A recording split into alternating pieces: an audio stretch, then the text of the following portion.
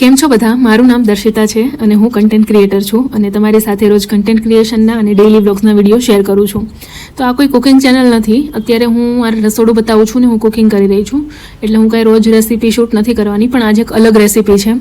અમુક લોકો એમ કહેતા હોય ને કે નોનવેજમાં જ પ્રોટીન હોય ને વેજમાં તો પ્રોટીન હોય જ નહીં, તો આ એના માટે છે. આજે આપણે ફૂલ પ્રોટીનના પુડલા બનાવવાના છે, ફૂલ પ્રોટીનવાળા છે. અને પ્રોટીન શું કામ એ હું તમને કહી દઉં હમણાં. કેટલી હું પ્રોટીનવાળી વસ્તુ અંદર નાખવાની છું એ કહી દઉં. આ રેસીપી એકદમ અનોખી હતી અને ગુજરાતી લોકો પણ ઓછી બનાવતા હોય છે, એટલે મેં વિચાર્યું કે આ રેસીપી આપણે વિડીયોમાં બતાવીએ. પહેલાં તો જો અહીંયા કિચનની અંદર બહુ બધી સફાઈ કરવાની બાકી છે અને શૂટિંગ પણ સાથે કરવાનું હતું, એટલે મેં કીધું બધું સાથે જ કરું. તો પહેલાં તો મેં થોડી જગ્યા કરી છે બધું કરવા માટે અને પછી જો બધી વસ્તુ શોધી લીધી છે. પહેલાં મેં વિચાર્યું કે લસણ આપણે ખાંડીને નાખીશું, પછી મેં પાછું વિચાર્યું કે ના નથી ખાંડવું, આપણે સીધું મિક્સચરમાં જ નાખી દઈશું. પાછું મેં વિચાર્યું ના હવે ખાંડીશું, એટલે પાછું મેં કાઢ્યું. તો આવા બધા થોટ્સ ચાલતા હોય છે. અને જો લસણ ફોલવાનું કામ જ પહેલાં લઈ લીધું છે ને મને તો લસણ બહુ ફેવરેટ છે મારું, એટલે બધી વસ્તુઓમાં હોય જ છે. અને આ ફટાફટ કરવાના ચક્કરમાં જો આ ભૂલી ગઈ, આ મગ પલાળ્યા છે કાલ રાતના. મગમાં હોય છે પ્રોટીન, એટલે મગ પલાળી લીધા છે અને આ મગનું આપણું બનવાનું છે આજે. અને આ તપેલી લઈ લીધી છે અને આ શું છે ચલો ગેસ કરો. આ છે સોયા ચંક્સ, એટલે સોયાબીનની વડીઓ આવે ને આપણે કહેવાય સોયાબીનની વડી, એ છે.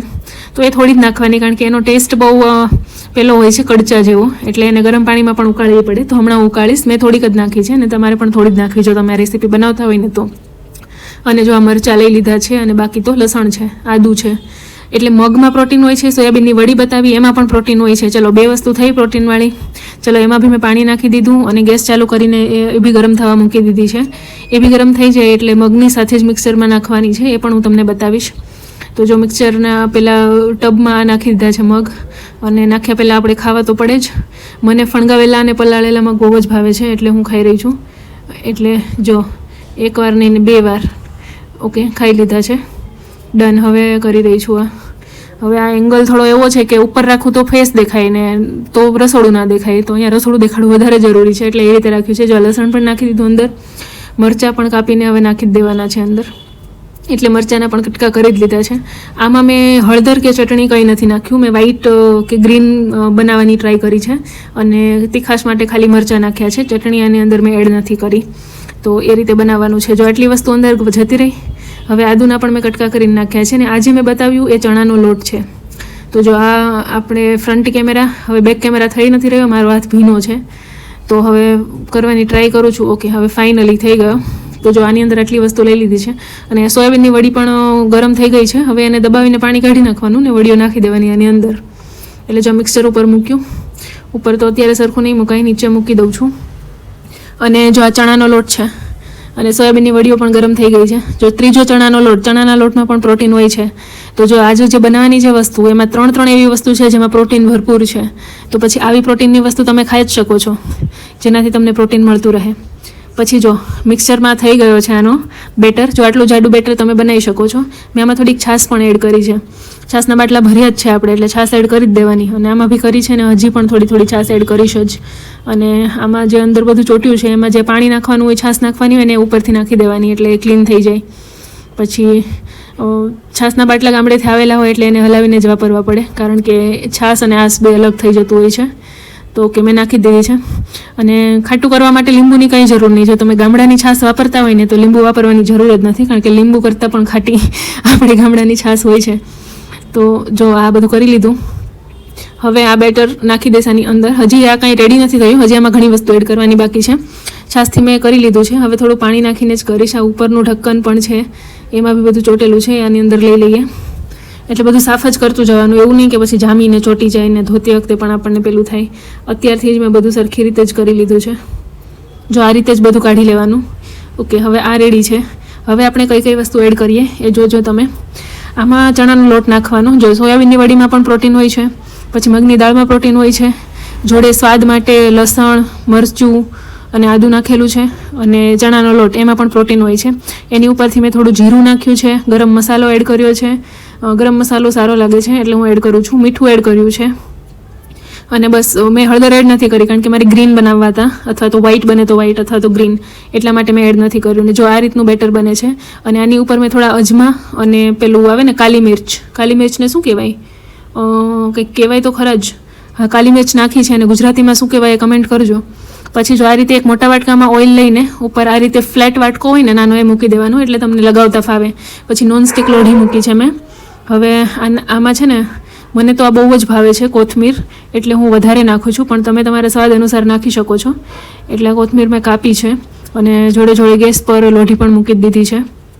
અને પેલો વાટકો મૂક્યો ને એ આ લોઢી પર લગાડવાનું, એટલે તમારે બીજું કાંઈ ના જોઈએ લગાડવા માટે. હું તો આવો જુગાડ જ કરું છું. તમે કઈ રીતે કરો છો એ કહેજો.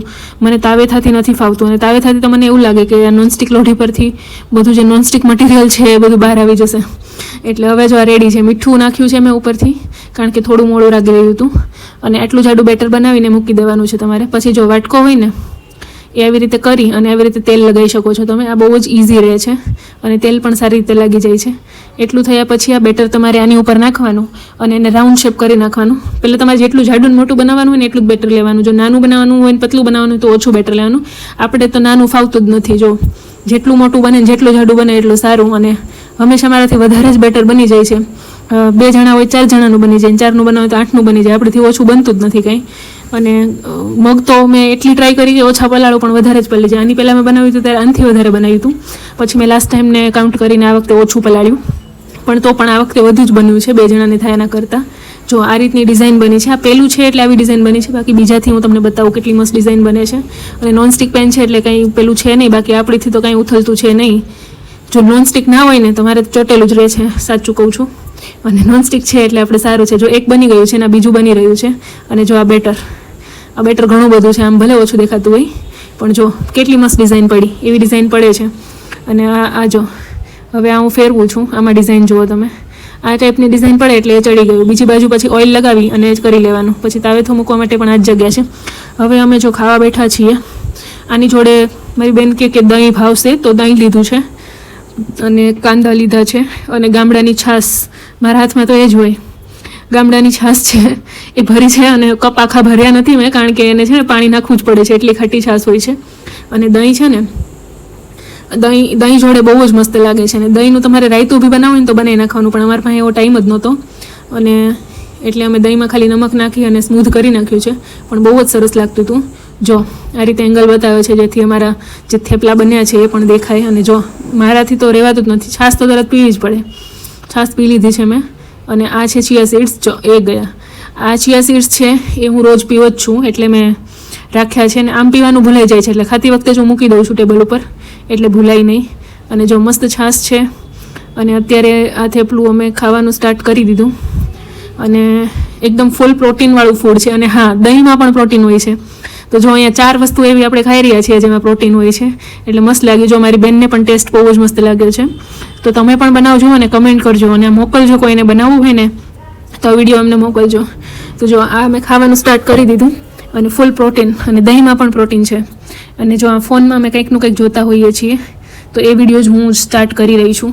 તો એ વિડીયોથી હવે આપણે એ જોતાં ખાઈશું.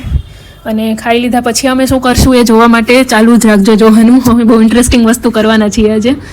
અને જો મને તો દહીં ને ડુંગળીને છાશ તો મારી ફેવરિટ છે, એટલે એ તો ચાલે જ છે. બપોરે તો ખાવી જ જોઈએ, લૂ ના લાગે એટલા માટે. હવે અમારી ફેવરિટ, ઉનાળામાં ફેવરિટ જેમ છાશ છે એમ કેરી પણ છે. તો કેરી આવી જ ગઈ છે. તો ખાધા પછી હવે 2-3 કેરી ખાઈ લેવાની એમ. અને એવું નહીં કે પછી નહીં ખાવાની, પછી બી ખાવાની. જેટલી મન થાય એટલી કેરી આખો દિવસમાં ખાવાની. તો હવે કેરી પણ જો કાપી લીધી છે. હવે ટેસ્ટ કરીએ. એકચ્યુઅલી આ સિઝનની પહેલી જ કેરી છે. અમારે બહુ મોડી આવે છે કારણ કે અમે કોઈ દવા કે એવું કંઈ નાખતા નથી. એટલે અમારે આ તો હજી સેમ્પલ જ આવ્યા છે. હજી તો મેઇન જે લોટ આવવાનો છે એ બાકી જ છે. તો આ કેરી ચલો હવે ટેસ્ટ કરીએ. મારી બહેને જો ફ્લાવર બનાવ્યું છે અને હું બી ટેસ્ટ કરું છું અને જોઈએ કેવી લાગે છે. જોવામાં તો મસ્ત જ છે. અને જો કે ખબર જ છે કે અમારી કેરી, અમારો ટેસ્ટ મને તો ખબર જ છે, એટલે કંઈ પૂછવાની જરૂર જ નહીં. એટલે ખાધા પછી પણ કેરી ખાવાની મજા જ આવે. અને દિવસે પણ જ્યારે ભૂખ લાગે ત્યારે કેરી જેવું કંઈ નહીં. બીજા ફ્રૂટ્સ જેમ આપણે ખાતા હોય ને એવું નહીં. કેરી તો આપણે ખાવા જોડે બી એટલી ખાવાની ભાવે. અને બીજા ફ્રૂટ કેમ આપણે ગમે ત્યારે ખાઈએ, ફ્રીજમાં મૂકીને ખાઈએ, કેરીનું એવું કાંઈ નહીં. કેરી એક ફૂડ આપણે જેમ રોટલો શાક ખાતા હોય ને એ ટાઈપનું ફૂડ છે, ગમે ત્યારે ખાઈ શકીએ. તો કંઈ નહીં, નેક્સ્ટ બ્લોગમાં મળીએ હવે. એના માટે સબસ્ક્રાઈબ કરજો. Bye bye and take care. Next blog, અને ફૂડના બ્લોગ હવે વધારે નહીં આવે. આ તો એક યુનિક આઇટમ હતી એટલે મેં ફૂડ બ્લોગ બનાવ્યો છે.